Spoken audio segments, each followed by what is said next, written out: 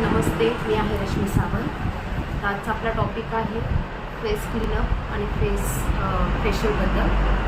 तर खूप customer confuse होतात की क्लीनअप म्हणजे काय, फेशियल म्हणजे काय, क्लीनअप कधी केलं पाहिजे, फेशियल कधी केलं पाहिजे.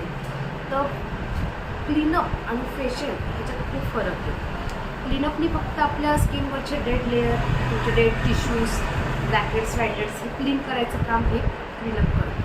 आणि फेशियल कसं, फेशियलने आपल्या स्किनला चांगल्या प्रकारचं मॉइश्चरायझर मिळतं. आपल्या स्किनवरचे मॉइश्चरायझर मिळतं, कॉलेजन मिळतं.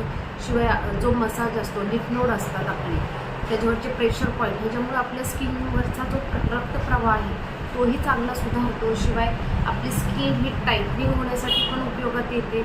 हे तर हा फेशियलसाठी हा उपयोग झालेला आहे. क्लीनअप हे कमीत कमी 15 दिवसांनी केलं पाहिजे. आणि क्लीनअप हा कशासाठी केलं म्हणजे काहींना खूप घाई असते, कुठं जायचं असेल, अर्जंटली फंक्शन आलं असेल तर त्यांना फेशियल करायला टाईम नसेल तर क्लीनअप करू शकतात. पण क्लीनअपनी तुमच्या स्किनवर एक प्रकारचं ग्लो येईल हे कधीही शक्य नसतं. क्लीनअप हे फक्त स्किनवरची डेड लेअर काढण्यासाठी असते, तुमचे ब्लॅकेट्स वॅकेट्स रिमूव्ह करण्याचं काम करते. पण फेशियल जर तुम्ही कंटिन्यू महिन्याने करत राहिले तर तुमच्या स्किनचं टेक्स्चरही चांगलं राहतं, तुमचे रिंकल्सचं प्रमाण कमी होतं, तुमचे लिफ नोड चांगले होतात, तसेच तुमचे डेड